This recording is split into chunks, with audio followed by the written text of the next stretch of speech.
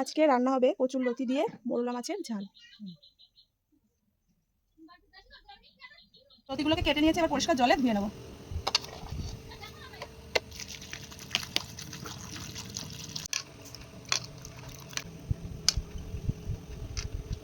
এতে কিছু পরিমাণ সর্ষে বাটা, কাঁচা লঙ্কা চেরা আর পেঁয়াজ কুচি করে নিয়েছি।